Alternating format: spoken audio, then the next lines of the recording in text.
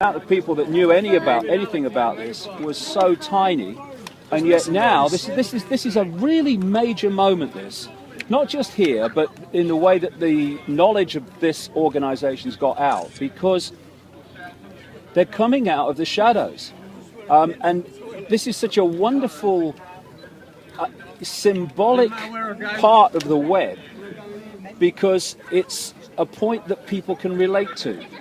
If you go deep in the rabbit hole, where they're you're talking about things that people are going, he said what? That's another thing. But this is a point that people can relate to, because what it is simply, what we've been saying all these years is, if you look at the corporations and the banks and the governments and the political parties, in the end they're all controlled by the same people. They're different masks on the same face, and here we have the absolute living proof of that this weekend in that hotel, where, I mean, what's the point of having lobby laws when the buggers get on the same roof? But this is a wake-up call for a lot of people. I know it is, from people that I've talked to this week. It's like, what do you mean they're meeting in secret? What are they doing? And this is why the genie will never go back in the bottle. A lot of people are going to start to open their minds to the world being very different to what they thought it was, because of this thing this weekend. What are you going to speak about tomorrow night? Oh, I think I'm going to speak about loads of things. Whatever comes into my mind. But how are you going to keep it under 13 hours, loads David? Of things. Yeah, well, that's the point. See, I've had the crystal healing, and I've had the hands-on healing, but I can't shift this verbal diarrhea. That's the truth. I can't. No, it's not diarrhea, man. So yeah, I mean, I've got a lot of things I like to say, because you can put this into a much bigger context of what's happening today. Because this do I? No. But anyway, I don't know how to hold one of those. All right. Alex is the expert on the mega. But I'm going to come here tomorrow. I'll be here most of the day tomorrow, so and then I'm going to talk at some length, if people want me to talk at some length, about this stuff and the context that this can be put into on a wider way. It's just a great moment. I just hope that loads and loads of people turn up here tomorrow and make a statement. We ain't having it anymore, because this is a really major opportunity we're looking at here. Well, it's already been a big defeat. There's major. probably 20 times the coverage has ever been. Yeah. They're having to admit it, and the mainstream media used to try to deny this even existed. So how big of a defeat is that for them? Well, I mean, I see this as a real turning point. The thing is, if it stopped now and we all went home, we've made massive strides in the last few days. Just in the mainstream media acknowledgement of the fact that it exists. But if we can get a lot of people here tomorrow, we can make a massive statement. Well, we've got to work now on getting the police to not misdirect people, because they did that to us when we were on the other side of it. They kept saying, go on down the road a little more, and then down the road, and then I was like 3 miles away trying to walk back. That's what they're doing to everybody. Well, it's just like I said to the guy who was doing his kind of, thing with his stick and stuff when you come in, the old security.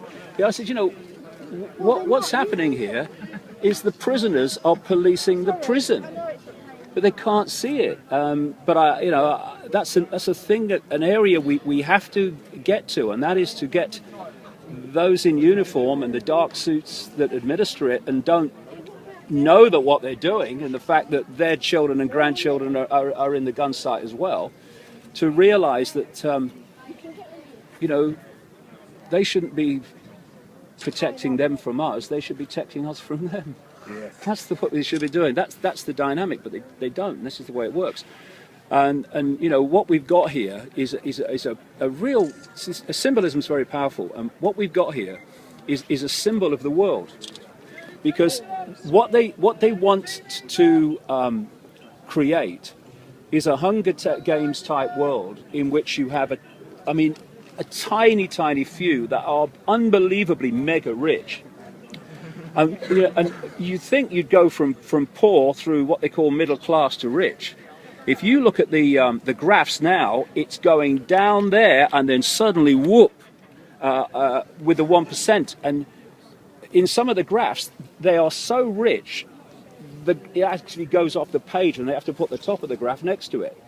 And this is what they want. They want a society in which there is a mega, mega rich, and everyone else is mega poor.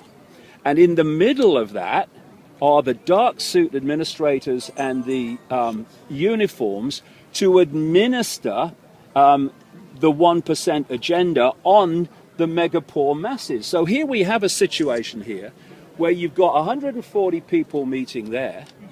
You've got a ring of steel around them, so they are cut off from us, exactly what the Hunger Games society is supposed to be.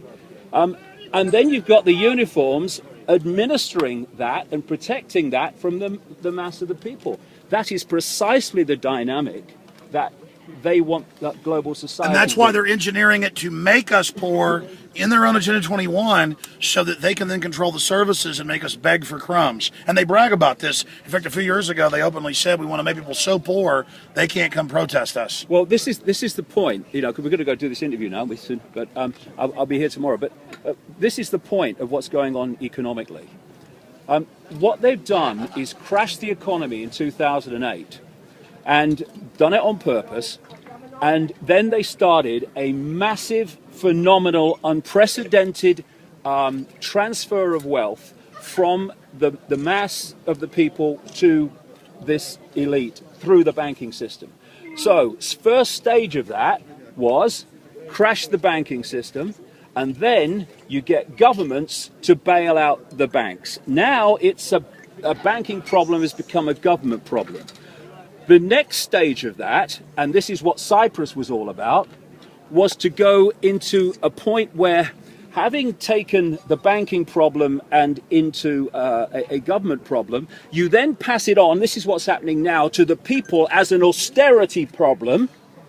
And so this transfer of wealth is going from banks, from the banking system, or to the banking system, through government, from the people. People, government, banks.